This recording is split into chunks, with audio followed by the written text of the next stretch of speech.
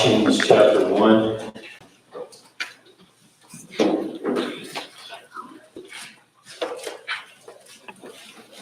Verse 15 to 20.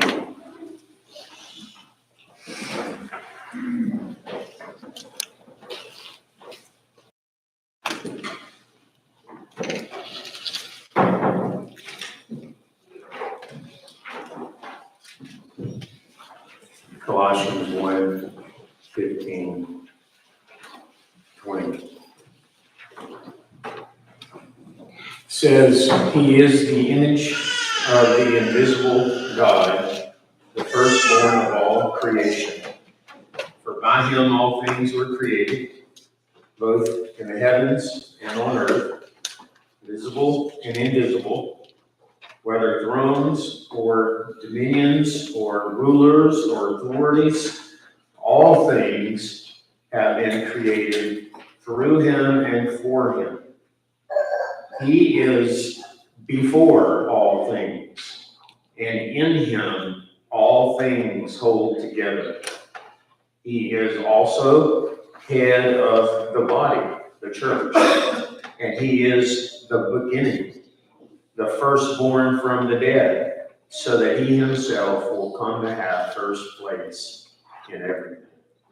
For it was the Father's good pleasure for all the fullness to dwell in him, and through him to reconcile all things to himself, having made peace through the blood of his cross. Through him, I say, whether things on earth or things in heaven. So there are three main things we've seen so far in this letter. One, we need to know God.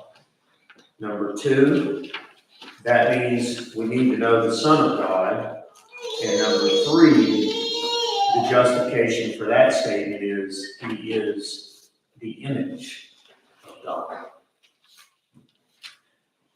I wonder how important you think that is for your life. Is that how you've been thinking this week? You've been thinking that that's the source of all my problems. I don't know who God is. Right in the middle of that argument that was happening, is that what you were thinking? The reason this is happening is better than we'll go without it. The reason this is happening is I don't know who God is.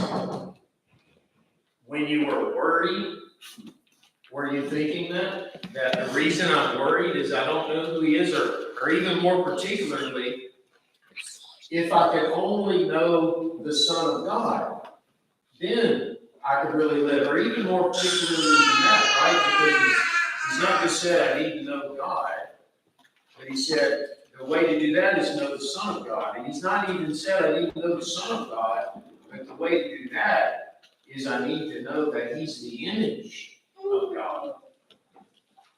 So is that what you've been thinking? If I could only know that Christ is the image of God, then could I live life right. Is that what any of you have been thinking this week? Of course it's not. Of course it's not. 2 Corinthians 4:4. The God of this world has blinded the minds of the unbelieving so that they might not see the light of the gospel, which is the glory of Christ, who is the image of God. What does it look like to be under the influence of Satan? Paul will tell you what it looks like. It looks like passing the whole week without ever even thinking Christ is the image of God. It does not look like crawling backwards and a video being taken of some Catholic priest. It looks like going to the ball game, going to the grocery store, going to school, even coming to church with the thought not in your mind and on your heart and faith something to it that Christ is the image of God. Satan knows this is important. He knows there is one truth about God, which if he can keep you blinded from, you will never follow. If you're here today and you're an unbeliever, there's one reason. It's not any kind of abuse. It's not any kind of victimization from any other sinner, because if you could see that Christ is the image of God, you would follow him even though you've been abused. It's not because of a sickness. It's not because of cancer. There's only one reason. If you are here today and you're an unbeliever, you do not see with the eyes of your heart that Jesus is the image of God. And that is the reason, and that is the only reason you're a believer, if you are. Which is also the reason, and the only reason any believer struggles in their faith, according to Paul. Paul knows how important this is, not only Satan, and he was commissioned to turn us Gentiles from darkness to light, from the kingdom of Satan to God, that those who are blind may see. And the thing that we are determined to see is this. So Paul has told us in this letter, there is one truth. I mean, this is something. This has been something to me this week. There is one North Star that if I could just see it, and it could be on my heart, if my heart could feel it and I could see it, then I would live the Christian life and change. That is.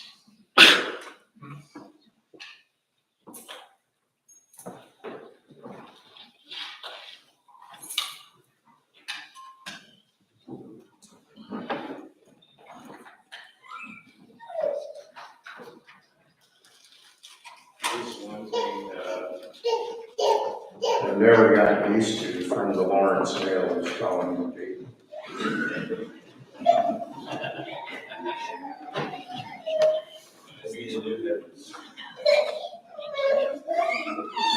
Still hope. Anything is possible. I'm not seeing it though.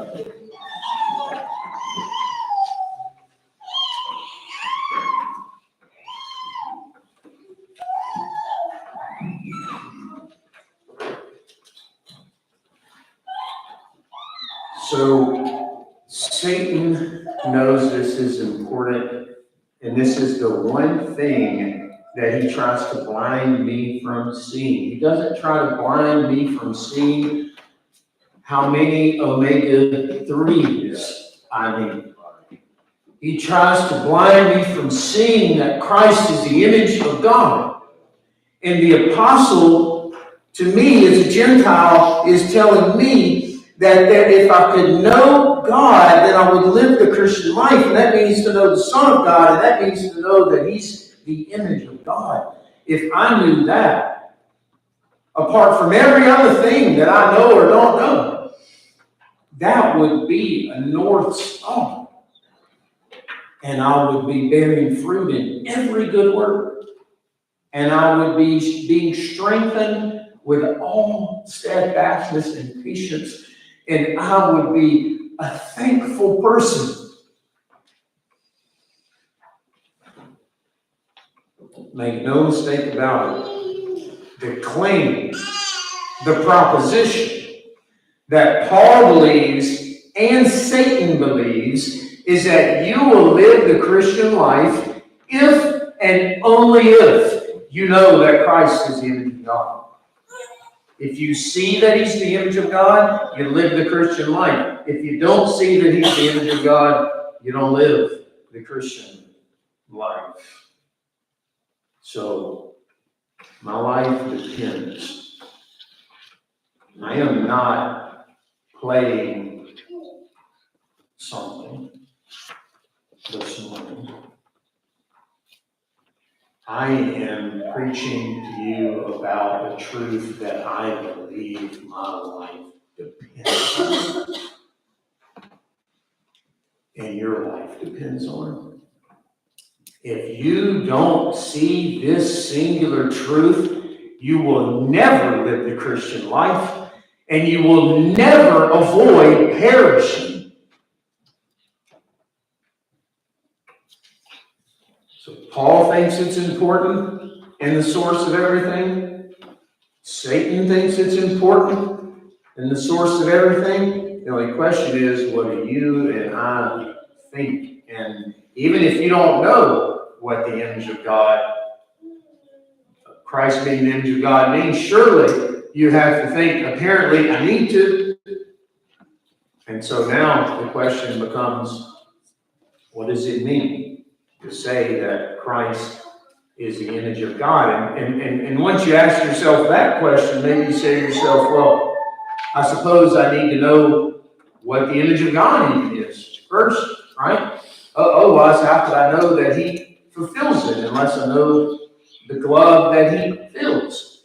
And so you think, okay, I need to know what the image of God is. And then you start thinking down that road and you think, well, I guess that takes me back to Genesis 1, right? Surely Paul didn't write this without thinking of that. And so I guess I need to know what it means to say that man is the image of God. And if you thought that way, I would say you're right. So to Genesis 1 we go. The focus of Genesis 1 is masterful in the way that it works. Start reading it with me. You first see, in the beginning, God. It begins with, in the beginning, God. And so maybe you think, well, this is a book about theology, first off. But then it moves to cosmology and geology, because then it says, in the beginning, God created the heavens and the earth. So then maybe you think, well, maybe it's a book about one of these two things. It's going to be focused on cosmology or geology. But then it narrows down to geology, because it then goes on to focus on the earth. The earth was formless and void, and darkness was over the surface of the deep. And the Spirit of God was moving over the surface of the water, and God starts to create and beautify and organize, and now the heavens are left behind, and the earth is the stage for whatever else I'm about to read. And so you think definitely the focus is on the earth. And when you read the 6 days, you sort of see, you might say that the macro things are created first. Perhaps you might think of it as fire, and then air, and then earth and water, kind of the basic land, water, light, atmosphere. And that's sort of the canvas is set, and then now it is animal with biology, plant and animal life in the land, the sea, and the air. And so maybe you might think, well, this is a lot about that. Maybe it's about biology. Maybe that's the focus of this book that I'm beginning to read. But then the whole thing climaxes from verse 26 to 31 with anthropology. And man is the focus. So it starts with theology of God, okay, geology, biology. It goes all the way down to the focus is put upon man. Just think of this. Instead, in verse 26, notice the contrast. Instead of let there be light and this and that, instead of let the earth bring forth this and that, and the other is let us make. Very different and direct. Instead of fruit according to its kind and this animal according to its kind, it is let us make man in our image, according to our kind. Very different. Instead of it was good, and it was good, and it was good, it was very good.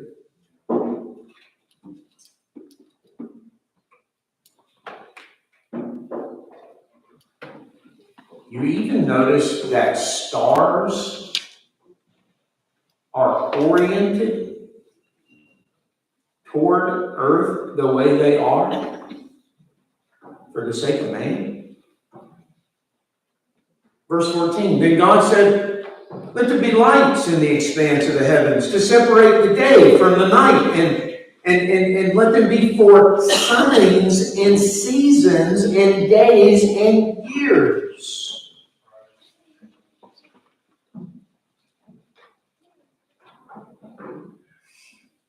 The James Webb Telescope, right? If we could just see the quasar and the nebula and look at these images, the Bible is saying, look at your wife. Look at your husband. Look at the old person in the nursing home and marvel at this thing before you.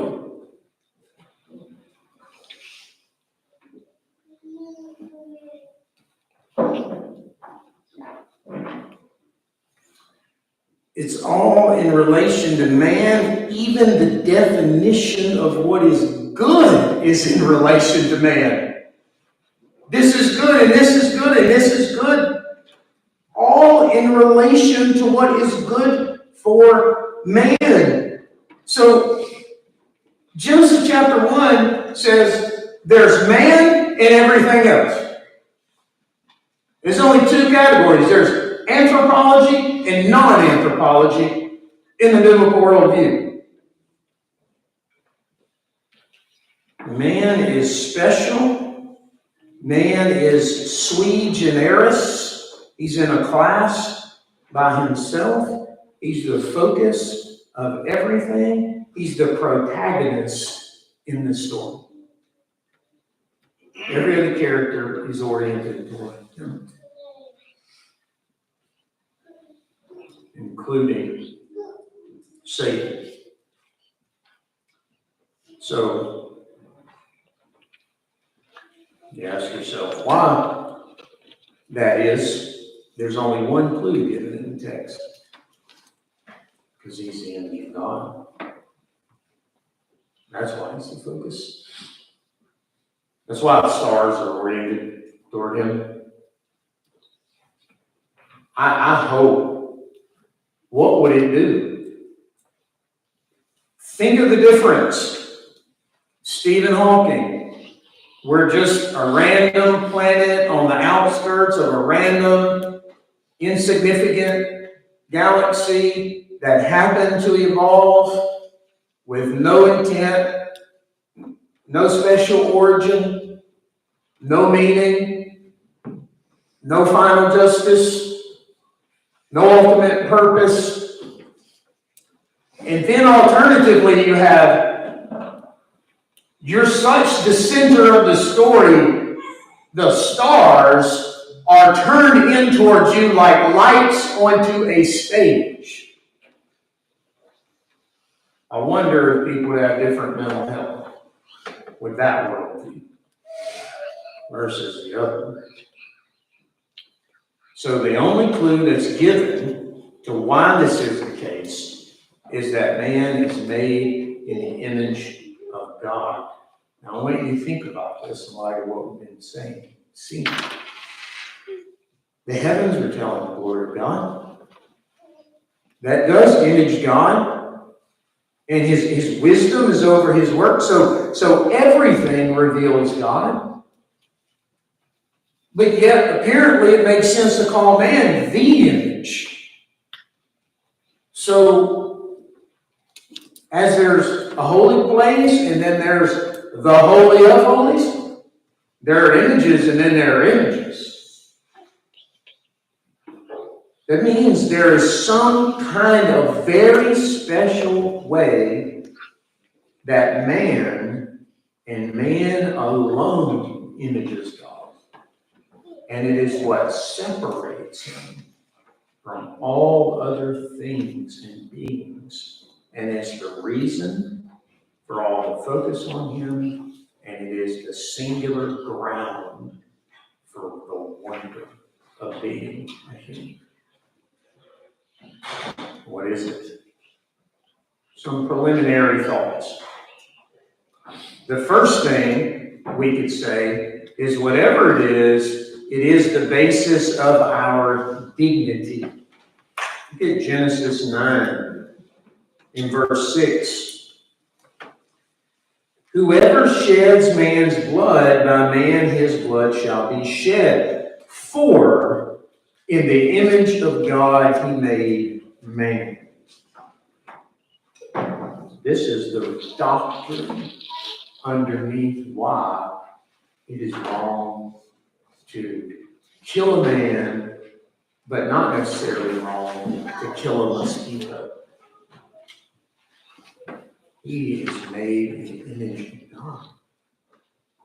That means when someone strikes a human being, they are manifesting a behavior and a heart attitude that if they were able would strike the Creator himself.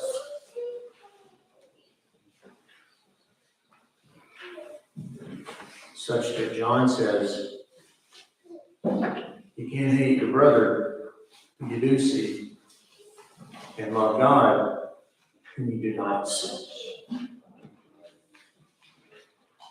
It's not possible that you love my child and you just slash up pictures of my child. It's not possible. So whatever it means, this is what gives us dignity. I mean, this is the basis of the murder commandment. This is the basis of all human civilization. You can't even get civil. We got to at least agree to not murder each other to get a society going. This is the basis of it. If this isn't there, there's no reason that I can't tinker with you and play with your genes and do things. See, there's no doctrine underneath that. Why should I not? Why can't the mind play? So whatever it is, the basis of our dignity. Second, it is not something that is in man, as though there's a part of man that is the image and a part of man that is a non-image. It's not said that it's something in you. From top to bottom, all that you are is image. That is something. The whole of you is the image. Third is, even after the fall, it is not lost. Look at James chapter 3. James 3, verse 9. With it, we bless, with it, the tongue, we bless our Lord and Father, and with it we curse men who've been made in the likeness of God.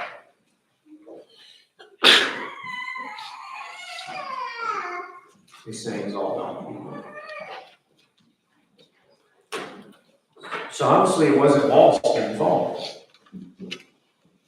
And then yet, the fourth preliminary thought is apparently something was lost. Apparently an ethical component and a epistemological, mental, and a moral and a mental component was obviously lost, because look at what Paul says in Ephesians 4,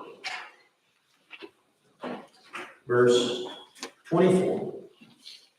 That you be renewed in your spirit of your mind, and put on the new man, which in the likeness of God has been created in righteousness and holiness of the truth. And then similarly, Colossians 3, verse 10, and have put on the new man, who is being renewed to a true knowledge according to the image of the one who created him. 5, fifth preliminary thought, it must be huge then. Whatever it is huge, because if you're trained in a good Christian worldview at all, you know that the basic 4 pillars are creation, fall, redemption, consummation. The image of God thing shows up in all 4. Not only in Genesis that man was created in the image of God. Not only can you see from Colossians and Ephesians here that in some sense it was fallen and it is being restored, but look at Romans 8. Romans 8 in verse 29.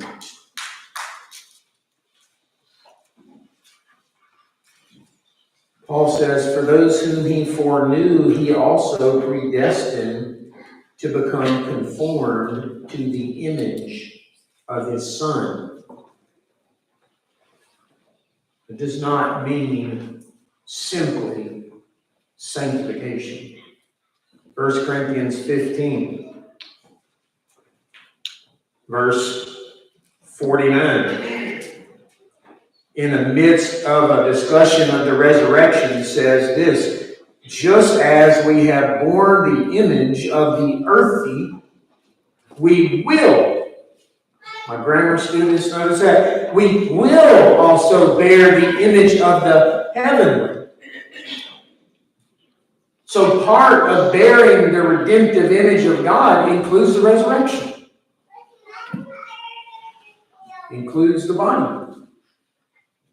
So that we could say the whole storyline of the Bible, the whole theme is the image of God.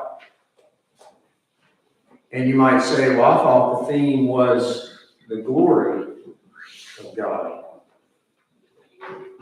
Okay, 1 Corinthians 11,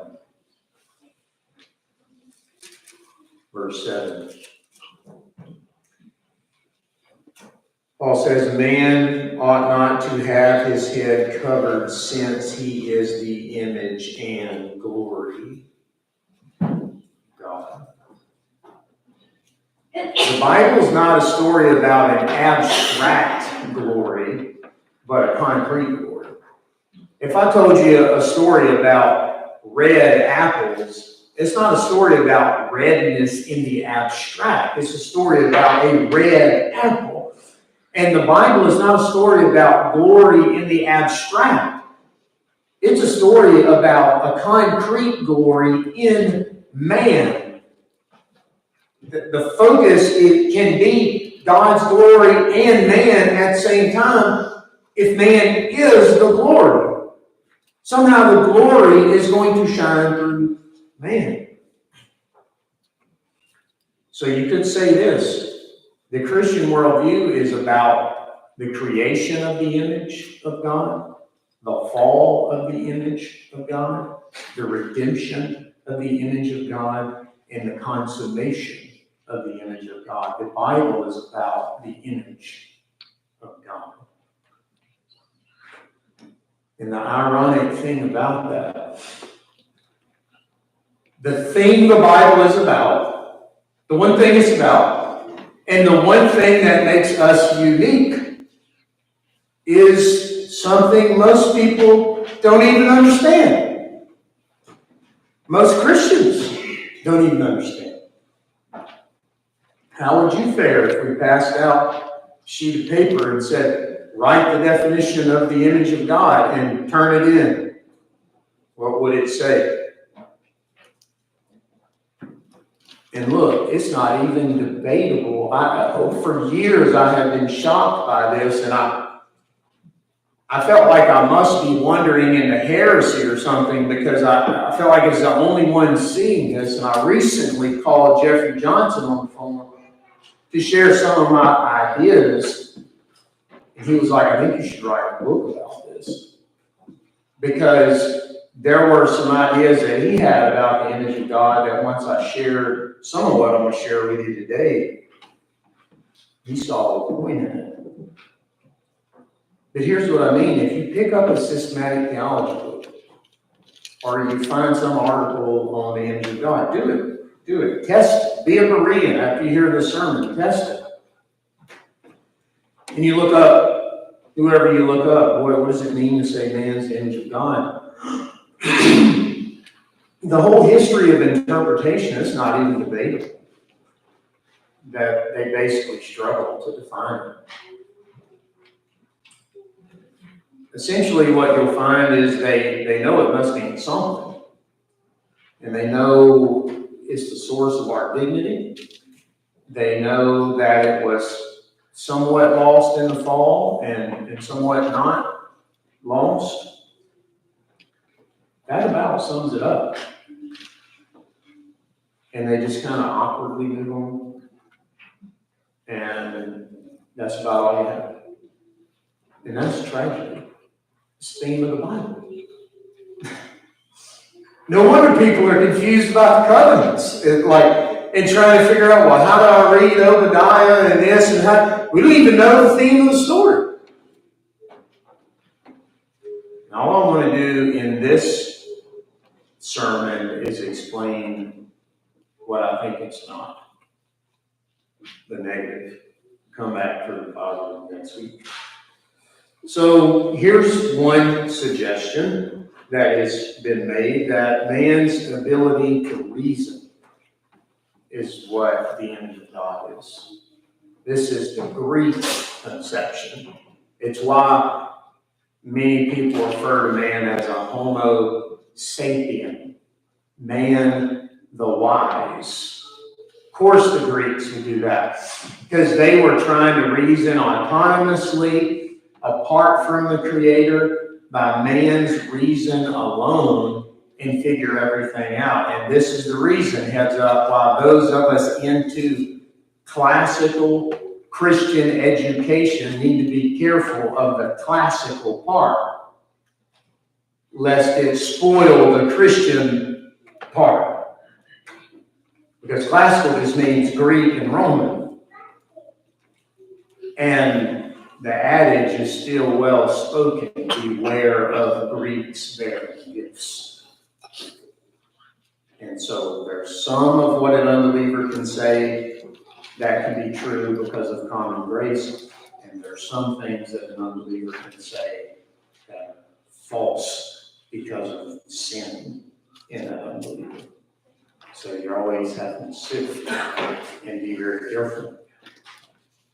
But this is one thing that is mentioned, but this cannot be the very special, unique attribute that makes man and distinguishes him from all other beings as the image of God, for the simple reason that angels can reason. And for the simple reason that what do you do with people who are mentally handicapped? Do you then conclude that they are somehow less of the image of God? And what do you do with animals like the octopus and the elephant, who seem to be figuring some stuff out? I don't know what's going on in there, but it's different than an amoeba. And so it doesn't make sense to say that that is the image. And that's why the reformers and other Christians combated the noun Homo sapien with Homo adorans, man worship. Two different worldviews on how you define man. Other than reason, some say that they put forth that it's self-awareness and consciousness. But what about when you're asleep? What about if your brain dead and you're laying there on the hospital bed? Are you no longer the image of God? Or better than that, what about when you are dead and we're left with your body? Should we bury you like Abraham did? Should we carry your bones somewhere like they did for Joseph? Should we burn you like pagan Achilles? Because after all, doesn't matter, right? Just a body. So it doesn't make sense to say it is self-consciousness. Again, angels are self-conscious. They're not the image of God. Third, some will say it is man's ability to be ethical, and base that on the Ephesians 4 and Colossians 3 text. It's probably the most popular. But once again, angels are able to be ethical. So righteousness or sin, and they sin. That can't be it. Then will come the idea, well, maybe it's man's ability to be relational and social and organically connected. You know, angels are like units. They don't have a father and mother. They're individual units. They're just created on the spot. They don't know what it's like to be organically related and have this kind of relationship and all of that. And that will be submitted, but polar bears do. And squirrels do. And all kinds of animals do. They have male and female, and they grow out of each other. They're organically connected, and they're not. They're not the image of God. Some, and I've toyed with this for a while, say that it's man's ability to be male and female in some kind of imitation of the Trinity, but once again, it just breaks down because all other animals, considerable amount of animals have that binary organic ability. And then finally, some will say it is our bodies. You know, man images God because he has eyes, like I'm looking at you right now. And you can say, he who made the eyes, does he not also see? And so I image God that way. But doesn't the spider? Wouldn't that mean we go find the creature that has the most eyes? And he triply, quadruply, images God? There are the creatures with eyes. If eyeballs are the image of God, and I don't debate that they are, but a dog has them, and a cat has them. And so you can draw these inferences about your Creator from more than just man. It's not unique to him. Nor the ability to hear or use our arms. The Lord is compared to having an arm, and we have an arm, and in this anthropomorphic language like this, we image God that way. I don't doubt that we do in that way. I just doubt that that is the image. Because octopus has arms, a monkey has arms. Some say, finally, it is our souls or our spirits. That one falls too, because angels are called ministering spirits. So if it's not the soul or the spirit, it's not the body per se, it's not our ability to be organic and relational and connected through childbirth, if it's not our ability to be self-aware and conscious, it's not our ability to reason, it's not our morality and ethic, it's got to be something. And the positive answer we'll go on to do next time. Amen.